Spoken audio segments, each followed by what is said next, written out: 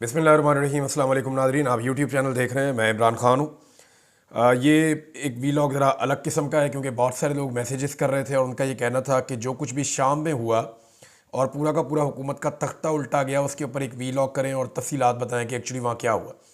तो ये वीलॉग अगर आप देखेंगे तो आपको बिल्कुल आसानी के साथ सारा खेल समझ आ जाएगा कि शाम में हुआ क्या, किस तरीके से हुआ और उसकी ज़िम्मेदारी किसके ऊपर आती है, और क्या जो हुआ है इसका इम्पैक्ट मिडल ईस्ट के ऊपर क्या होगा। यानी मैं तो इसको ऐसे देख रहा हूँ कि शायद एक नया मुल्क बनने की तरफ चीज़ें जा रही हैं। यानी चंद मुल्कों को मिलाकर एक नया मुल्क भी इस खित्ते में बन सकता है। ये चीज़ें जल्दी तो नहीं होंगी लेकिन टाइम लगेगा। आप सबसे पहले यहाँ पे एक मेरे पास मैप है मिडल ईस्ट का। इस मैप को अगर आप देखें, और ये देखना बड़ा ज़रूरी है ताकि आप समझ लें कि यहाँ पे हुआ क्या है। अगर आप मिडल ईस्ट का एक मैप देखें तो आपको ये सब्ज़ रंग का सीरिया नज़र आ रहा है। सीरिया शाम को कहते हैं, अंग्रेज़ी में इसका नाम सीरिया है। और इसके साथ आपको पीले रंग का जो है वो इराक नज़र आ रहा है और इससे पिछली तरफ जो है वो ईरान है। ऊपर की जानिब जो पिंक कलर का आपको नज़र आ रहा है गुलाबी रंग में, ये तुर्की है। और जो नीचे वाला गुलाबी रंग है ये जॉर्डन है, जिसको उर्दन कहते हैं आप। ये काफ़ी बड़ा मुल्क है। और उसके नीचे जो सब्ज़ एरिया है बहुत बड़ा, ये जनाब मिस्र है। और मिस्र के सामने समंदर की दूसरी तरफ सऊदी अरब है ऑरेंज कलर का। तो ये इस नक्शे को एक दफ़ा आप अपने जहन में रखें। बीच में सीरिया है और ब्राउन कलर का बिल्कुल छोटा सा एक मुल्क लबनान है।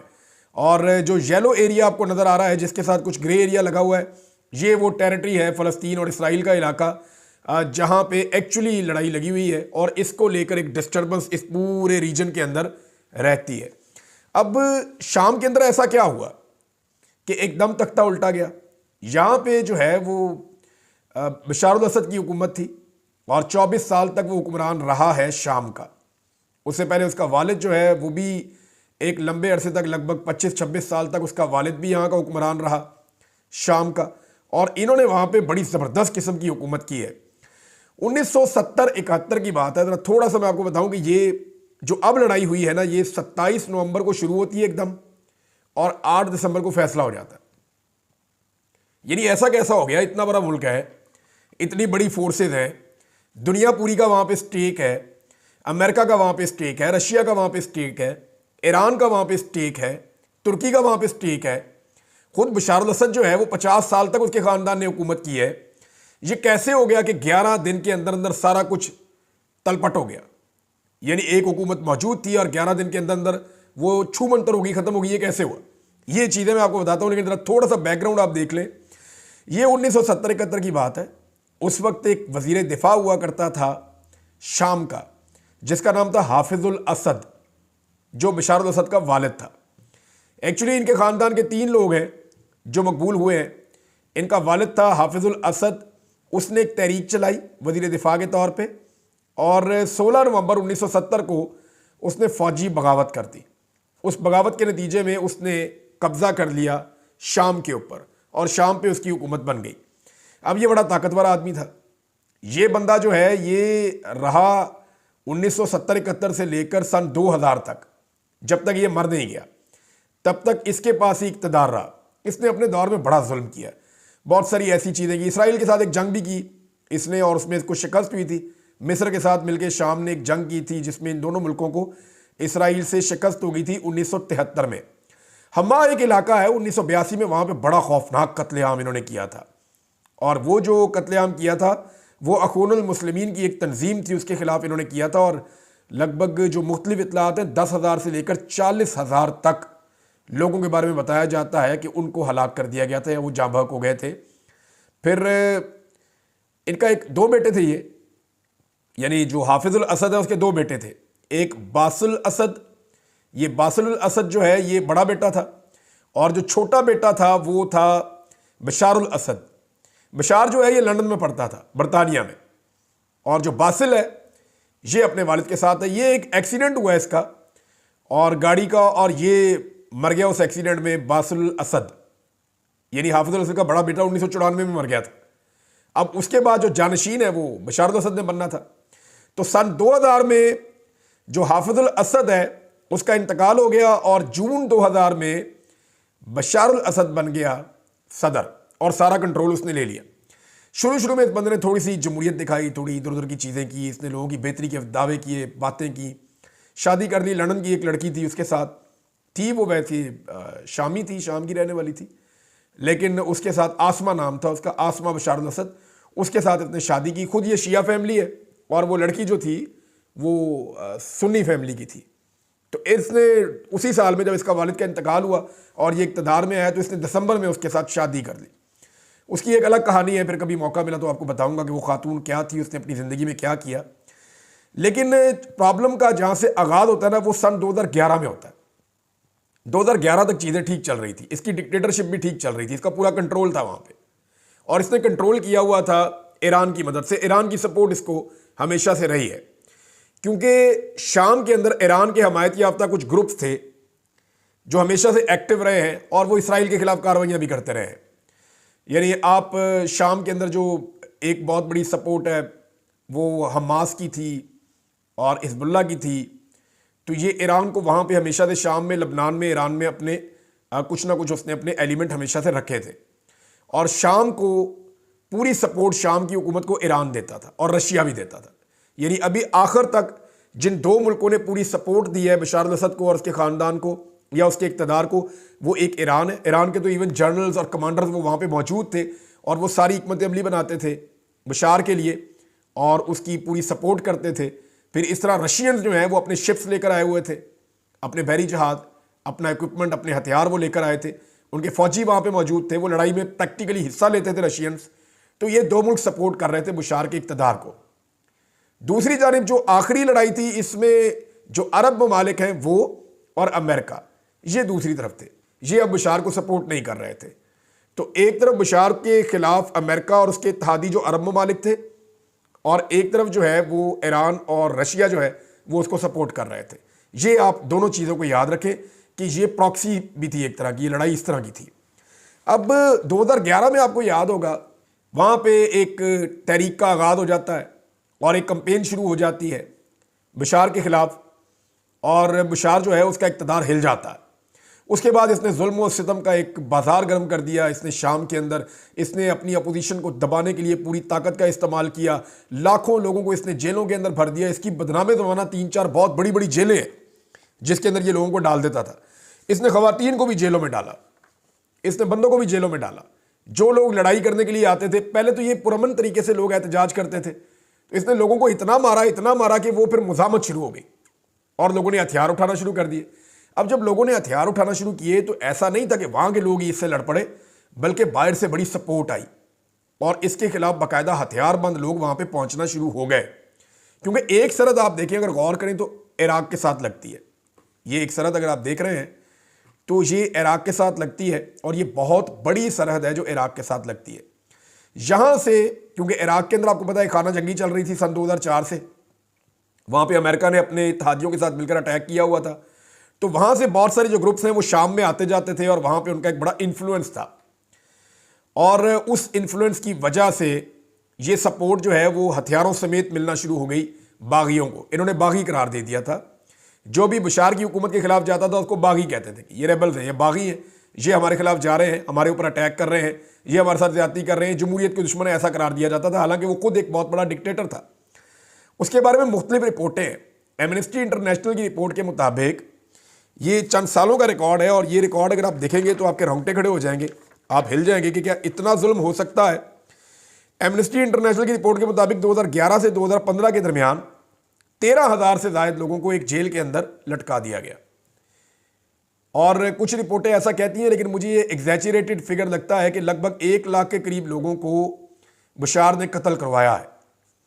और जितने भी दंगे फसाद हुए उसके बाद शाम के अंदर, क्योंकि जो मुज़ामत थी पहले पॉलिटिकल थी, फिर वो शुरू हो गई हथियारों के साथ, बाहर से उनको सपोर्ट आना शुरू हो गई। फिर रशिया और अमेरिका की प्रॉक्सी वॉर वहाँ पे शुरू हो गई। रशिया को सपोर्ट कर रहा था ईरान, अमेरिका को सपोर्ट कर रहे थे खामोशी के साथ कुछ अरब ममालिक, लेकिन खामोशी के साथ, यानी हथियार वथियार दे दिए, पैसा दे दिया, इस तरह से वहाँ सपोर्ट हो रही थी। और इराक से जो है वो मुजाहिद पहुँच रहे थे धड़ाधड़, वहाँ से लड़ने वाले पहुँच रहे थे, लड़ाका लोग। तो दोनों तरफ से एक जंग लगी हुई थी गुज़िश्ता चंद सालों से। इस लड़ाई में लाखों लोगों का कत्ल हुआ है, लेकिन बशार ने अपने इक़्तिदार को नहीं छोड़ा, उसकी गिरफ्त अपने इक़्तिदार के ऊपर थी। अब हुआ क्या कि 27 से लेकर 8 दिसंबर तक, 27 नवंबर से 8 दिसंबर तक सारा का सारा सिनेरियो तब्दील हो गया। हर चीज़ एकदम बदल गई। 2011 में इन्होंने अटैक किया था अपने लोगों के ऊपर, बहुत खौफनाक किस्म का, लोगों को कत्ल किया था। इस खाना जंगी के नतीजे में 3,88,000 से ज़्यादा लोग मारे गए, जबकि 1,20,00,000 के करीब अफराद जो हैं वो बेघर हो गए।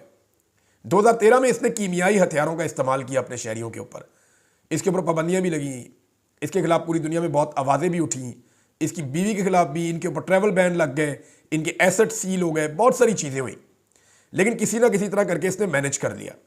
2021 में इसने दोबारा इंतखाबात करवाए और ये फिर 95% वोट लेकर फिर इक़्तिदार में आ गया। यानी ये इंतखाबात जैसे करवाता था जैसे डिक्टेटर करवाते हैं, आपको पता है। तो एक्चुअली ये एक डिक्टेटर था, 50 साल तक इसका खानदान रहा। इन 50 सालों में शाम ने इतनी कीमत चुकाई है कि लाखों लाशें शाम में दफन है, जो इस इक़्तिदार के नतीजे में, यानी इन्होंने अपने इक़्तिदार को बरकरार रखने के लिए बाप ने और फिर बाद में बेटे ने लाखों लोगों का कत्लेआम होने दिया। और वहाँ पे अगर जमहूरियत होती, इंतखाबात होते, तो बहुत सारी हुकूमतें तब्दील होती और इतने लोग ना मारे जाते। बहरहाल 2022-23 में कुछ अरब ममालिक ने थोड़े बहुत ताल्लुकात बहाल किए थे बुशार के साथ, क्योंकि बुशार जो है वो उसके ताल्लुकात ईरान के साथ बेहतर थे, तो फिर इस वजह से अरब ममालिक के साथ अच्छे नहीं है। लेकिन हैरत की बात यह है कि अचानक से ईरान भी चला गया और रशिया भी चला गया। अगर आप गौर करें ना, तो डोनाल्ड ट्रंप के अच्छे ताल्लुकात हैं पुतिन के साथ, ये इल्ज़ामात भी लगते हैं डोनाल्ड ट्रंप पे। डोनाल्ड ट्रंप दुनिया के अंदर जंगों को ख़त्म करने के लिए मशहूर है कि ख़त्म करो जंग, बस जो पब्लिक चाह रही है उस तरह मामला उस तरफ लेकर जाओ। अमेरिका में भी उसने यही गेम किया है। वो एंटी मिलिट्री, एंटी जंग आदमी है कि लड़ाइयों में वो नहीं पड़ता, कोशिश करता है जंग बंद हो जाए। अब डोनाल्ड ट्रंप के इलेक्शन जीतने के बाद अचानक से रशिया निकल गया वहां से। ऐसे कैसे निकल गया? इतना ताकतवर मुल्क है, इतना बड़ा मुल्क है, रशियन फौजी अपने हथियार उठाते हैं कुछ दिनों पहले और निकल जाते हैं, अपने शिप्स भी वहां से ले जाते हैं और जो हथियार नहीं चाहिए उनको वहां छोड़ जाते हैं। इसी तरह ईरान भी एकदम इस लड़ाई से निकल गया, उनके लोग वहां से ऐसे गायब हुए जैसे पता ही नहीं चला। ईरान इस लड़ाई से क्यों निकला, उसके पीछे आपको एक चीज ध्यान में रखनी पड़ेगी कि गुज़िश्ता कुछ अरसे से सऊदी अरब और ईरान के दरमियान, यूएई और ईरान के दरमियान बहुत सारी चीजें ऐसी हो रही हैं जो माजी में नहीं हुई, तो उधर भी एक ताल्लुकात बड़े अच्छे बहाल हो रहे हैं। तो ऐसा लगता है कि जो एक सपोर्ट थी ईरान की और रशिया की, वो गालिबन मुज़ाकरात के नतीजे में या कुछ और चीज़ों के नतीजे में वो हटना शुरू हो गई। और जब वो सपोर्ट हटना शुरू हुई तो बशार के पास इतनी ताकत नहीं थी कि वो अपनी पब्लिक के खिलाफ खड़ा होता या जो बागी आ रहे थे लड़ने के लिए उनके खिलाफ खड़ा होता। अब ये तंजीम कौन सी है जिसने शिकस्त दी है बशार को? ये जो तंजीम है इसका नाम है हैतुल तहरीर उल शाम, ये इसका नाम है जनाब। ये जनवरी 2017 में ये बनी थी और बहुत बड़ी बड़ी जो सुन्नी मुसलमानों की जहादी तंजीमें थीं या लड़ाका तंजीमें थीं, ये उनका मिलाप हुआ था। यानी जैशुल अहरार और जबहतुल फतल अल शाम, अंसारुद्दीन फ्रंट, जैशुल सुन्ना, लिवा उल हक, नूरुद्दीन अल ज़ैंकी मूवमेंट, ये 6 बड़ी तंजीमें हैं जिनको इकट्ठा करके ये एक तंजीम बनी थी। और ये तंजीम अब काम कर रही थी इराक से मुल्हिका जो इलाके हैं शाम के, वहाँ पे। इसके अंदर जो है ना, वो जो सबसे तगड़े लोग थे इस तंजीम के अंदर, वो कुर्दिश कहे जा रहे थे कि कुर्दों का यहाँ पे बहुत ज़्यादा इन्फ्लुएंस था और वो इसके अंदर काम कर रहे थे। इसमें नाज़रीन ये जो है ना, ये सीरियन डेमोक्रेटिक अलायंस है और ये सन 2015 के अंदर इसने काम करना शुरू किया था। इसमें ज़्यादा लोग जो हैं वो कुर्द हैं और ये सारे मिलकर अटैक करने के लिए आए। ये तंजीमों का एक पूरा जत्था है जिन्होंने मिलकर वो कह रहे हैं जी हमने आज़ादी हासिल कर ली है, दूसरी तरफ कहा जा रहा है जी कब्जा हो गया है। लेकिन जो भी हुआ है, ये तंजीमों का एक पूरा ग्रुप है जिन्होंने मिलकर किया है और इसमें कुर्दों की एक इन्वॉल्वमेंट है और ख़ास तौर पे सीरियन डेमोक्रेटिक अलायंस के अंदर उनकी ये इन्वॉल्वमेंट है। इस तंजीम के सख्त खिलाफ है तुर्की और आलमी सतह पर इसके ऊपर पाबंदियाँ भी हैं। अब तुर्की क्यों खिलाफ है, ज़रा इसका भी आप गौर कर लीजिए। तुर्की इसलिए खिलाफ है कि इसके अंदर ज़्यादा इन्फ्लुएंस किनका है? इसके अंदर ज़्यादा इन्फ्लुएंस है कुर्दों का। कुर्द जो हैं ये वाहिद इस वक्त इस रीजन के अंदर एक कौम है जिसके पास मुल्क कोई नहीं है। माजी में कुर्दिस्तान एक मुल्क हुआ करता था और बहुत बड़ा मुल्क होता था, लेकिन वो मुल्क फिर ख़त्म हो गया। कुर्दों का अपना एक बहुत बड़ा इलाका होता था, वो ख़त्म हो गया। सलाउद्दीन अयूबी भी कुर्द था, जिसने आखिरी मरतबा जब बैतुल मक़दस को फ़तह किया गया तो सलाउद्दीन अयूबी ने फ़तह किया था, वो भी एक कुर्द था और उसने सलीबी जंगों के अंदर बड़ी ज़बरदस्त शिकस्त दी थी अंग्रेज़ों को। अब ये कुर्द हैं, ये बड़े दिलेर, ये बहादुर हैं, लेकिन ये अपना मुल्क ढूंढ रहे हैं। इनका मुल्क कैसे बनेगा या ये अपना मुल्क कैसे हासिल कर सकते हैं, उसके लिए आपको एक नक्शा और देखना पड़ेगा। ये नक्शा आप देखिए, ये सफेद रंग का नक्शा है, इसके बीच में ये पीला इलाका आपको नजर आ रहा है ना, ये कुर्दिस्तान है। ये कुर्दों ने अपना एक नक्शा बनाया हुआ, वो ये कह रहे हैं ये हमारा मुल्क है, इसको हमने हासिल करना है। अब इस तंजीम के अंदर जो लड़ने वाले ज्यादातर लोग थे, उनका मतमे नजर जो है वो अपना मुल्क हासिल करना भी था। तुर्की इसके खिलाफ इसलिए है कि सबसे बड़ा इलाका अगर ये कुर्दिस्तान बनता है तो वो कुर्दिस्तान के नक्शे में तुर्की का है। ये जो तुर्की का बहुत बड़ा एरिया है और वो बड़ा जबरदस्त एरिया है तुर्की का, वहां पे उन्होंने बड़ी इन्वेस्टमेंट्स की हुई है, मैंने वो इलाका देखा हुआ है। वो जो है वो कुर्दिस्तान का हिस्सा कहा जाता है, वो कहते नहीं हमारा हिस्सा है, तो तुर्की इनको नहीं मानता। अच्छा, ईरान का भी एक बड़ा हिस्सा है जो कुर्द कहते हैं ये भी हमारा है बीच में। इराक का भी एक हिस्सा है और शाम का भी एक हिस्सा है, बल्कि बहुत थोड़ा थोड़ा सा हिस्सा जो है वो आर्मीनिया का और आजरबाईजान का भी है। अगर पूरा कुर्दिस्तान इसी नक्शे के मुताबिक बनता है तो 4 बड़े मुल्क तुर्की, शाम, ईरान और इराक ये उसका हिस्सा हो जाएंगे, और उसके बाद थोड़ा सा आर्मीनिया और बिल्कुल थोड़ा सा आजरबाईजान ये उसका हिस्सा हो जाएगा अगर कुर्दिस्तान बनना है तो। अब वो लोग जो है वो फ्यूचर में 2 चीजें अचीव करेंगे। एक तो वो कह रहे हैं जी शाम में हमने अपनी इस्लामी हुकूमत कायम कर ली है, और इसका जो सरबराह है उसके बारे में थोड़ी सी चीज़ें मुझे आपको बतानी पड़ेंगी, इसलिए कि वो बड़ा इंपॉर्टेंट आदमी है। आने वाले दिनों में आप इसके बारे में खबरें सुनेंगे। ये जो आदमी है इसका नाम है अबू मोहम्मद अल जुलानी। ये पहले अलकायदा के साथ होता था, दाइश के साथ होता था, और अल बगदादी के साथ इन्होंने काम किया था।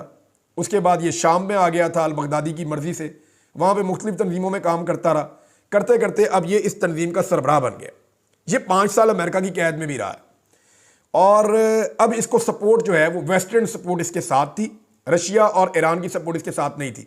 लेकिन जिस तरह रशिया ने और ईरान ने विड्रॉ किया ना इस सारे मामले में, ये ऐसा लगता है कि किसी बैकडोर चैनल पे कुछ चीज़ें तय हुई हैं जिनकी वजह से निकल गए, एकदम ये लोग निकले हैं और उसके बाद सूरत हाल वहाँ पर बदल गई।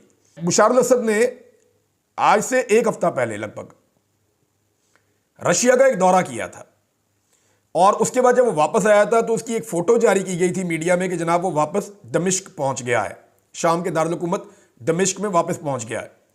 लेकिन उस तस्वीर की जब तहकीकात की गई तो पता चला कि वो 2023 की एक तस्वीर है जो अब लगाई गई है। बुशार जब से वापस आया दमिश्क में या शाम में, तब से लेकर अब तक उसकी कोई तस्वीर मौजूद नहीं है। मैं आपको फिर बता रहा हूं कि इस बात का कभी इम्कान है कि बशर अल असद 1 हफ्ता पहले रूस चला गया था, उसकी बीवी और 3 बच्चे भी वहीं पे। 1 हफ्ता पहले रूस चला गया था, उसको इस बात का पता था कि रशिया विड्रॉ कर रहा है, उसको इस बात का आइडिया था कि ईरान पीछे निकल जाएगा, लिहाजा अब शाम को छोड़ देना चाहिए, और वो शाम से चला गया था और कभी वापस ही नहीं आया। इस बात का बहुत इम्कान है।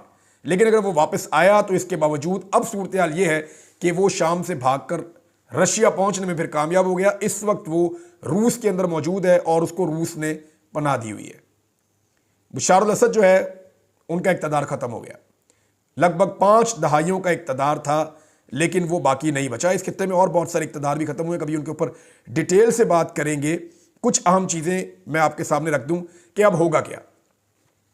एक तो शाम के अंदर अगर इलेक्शन होते हैं, वहां का जो वजीर आज़म है जो शाम का, वो वहीं पे मौजूद है। वो ये कह रहा है भाई इक़्तिदार की मुंतकली करना चाहता हूं, आप इलेक्शन करवा दें, फ्री एंड फेयर इलेक्शन हो जाए, लोग जिसको वोट दें उसकी हुकूमत आ जाए। अगर तो ये हो जाता है तो ये तो शाम के लिए बहुत अच्छा है। लेकिन अगर ये खाना जंगी लगी रहती है और ज़बरदस्ती इक़्तिदार पे कब्जा किया जाता है और इलेक्शन नहीं करवाए जाते तो सूरत हाल बिल्कुल मुख्तलिफ हो जाएगी। अभी तक तो जो लोग आए हैं उन्होंने कहा जी हम जमहूरी तरीके के साथ चलेंगे और हम जाएंगे कि इक़्तिदार मुंतकिल हो बड़े पुरअमन तरीके से। वो लोग तो जो अभी आए हैं वो ये बात कर रहे हैं कि वो सही तरीके पे चलेंगे। लेकिन इसमें बहुत सारे ऐसे लोग हैं जो कुर्दिस्तान का ख्वाब देख रहे हैं। अब वो जो लोग कुर्दिस्तान का ख्वाब देख रहे हैं, क्या वो रुकेंगे? वो इसके बाद अपनी अगली मंजिल की तरफ बढ़ने की कोशिश करेंगे, क्योंकि शाम के जो शुमाल मशरकी इलाके हैं वहां पे उनका बहुत इन्फ्लुएंस है। इसी तरह तुर्की, ईरान और इराक के कुछ एरियाज में भी वो बड़े मजबूत हैं, और वो इतने मजबूत हैं कि उन्हें यह लगता है कि वो अपना मुल्क बनाकर छोड़ेंगे। तुर्की में आप कभी सुनते हैं या ईरान के कुछ एरियाज में कहीं पे कोई खुद कुछ धमाका हो गया, कुछ वो कुर्दिश जो लोग हैं ना वो उनके खाते में पड़ता है। वो आज़ादी की जंग इस वक्त लड़ रहे हैं और इसके बाद उनको बहुत हौसला मिलेगा। अच्छा जी, इसराइल का क्या बनेगा? सब लोग इसके बारे में ये सोच रहे हैं। देखिए, इसराइल की लड़ाई हमास और हिजबुल्लाह के साथ ज़्यादा थी। उन दोनों को ईरान सपोर्ट करता था और उनको जो सपोर्ट मिलती थी सरजमीन पे वो शाम से या लबनान से मिल जाती थी। अब ईरान यहाँ से चला गया, हिजबुल्लाह और हमास जो है वो यहाँ पे उतने मजबूत नहीं रहे, तो इसराइल को वक्ती तौर पर इसका फ़ायदा होगा। लेकिन इसराइल को एक बात और याद रखनी पड़ेगी कि जो लोग लड़ाका लोग इराक के अंदर मौजूद थे और वहां पे उनकी बहुत ताकत थी, वो अब इसराइल के बहुत करीब आ गए हैं। सवाल यह पैदा होता है कि जैसे ईरान लड़ाई कर रहा था इसराइल के साथ, या उसके साथ उसकी कोई ना कोई टुक टक लगी रहती थी, क्या ये जो अब लोग आए हैं ये भी इसराइल के साथ कोई लड़ाई करेंगे या मामलात को किसी और तरफ लेकर जाएंगे? फिलहाल जो ईरान का एक खतरा इसराइल के ऊपर लटक रहा था, उसमें कुछ कमी आई है, ये बात सबको तस्लीम करनी पड़ेगी।